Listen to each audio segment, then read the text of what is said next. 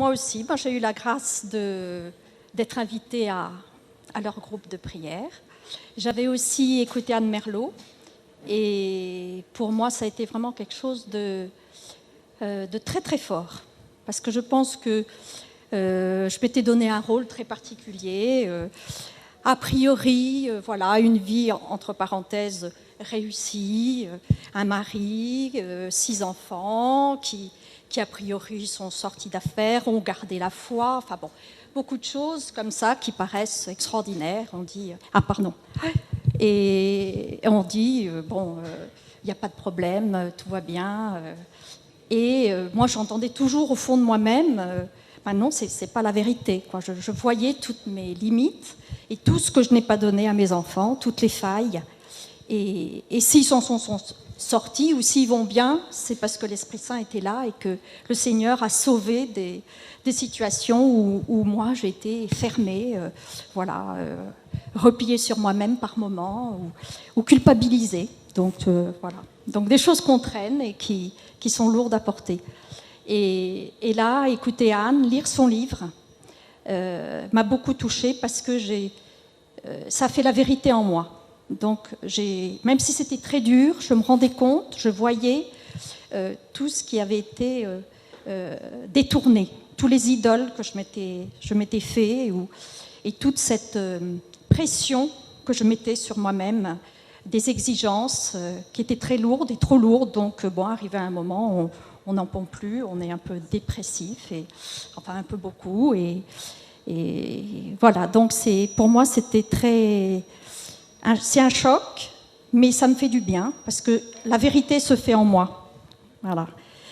Et du coup, on se soutient entre nous, parce que je crois que vraiment, on est très nombreuses à finalement être très culpabilisées ou à souffrir et à ne pas parler de nos souffrances. Il ne faut pas les dire, il faut toujours être en forme, il faut toujours... Et là, c'est des temps de...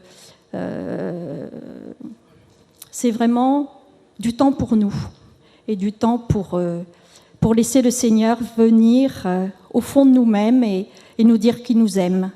Et voilà, chose qu'on ne veut pas entendre ou qu'on n'a pas voulu entendre ou qu'on peut croire fausse.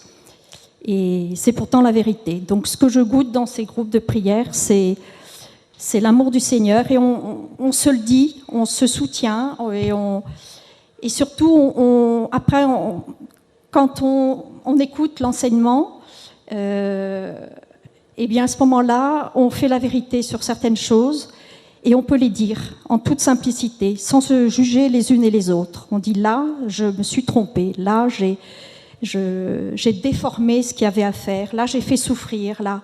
Et là, à ce moment-là, on peut se relever plus vite. Alors, on voit les choses disons que ça peut être difficile parce qu'on voit tout ce qui ne va pas dans nos vies. Mais on le voit plus vite et on se relève et on se soutient pour se relever. Et on va voir plus vite ce qui ne va pas.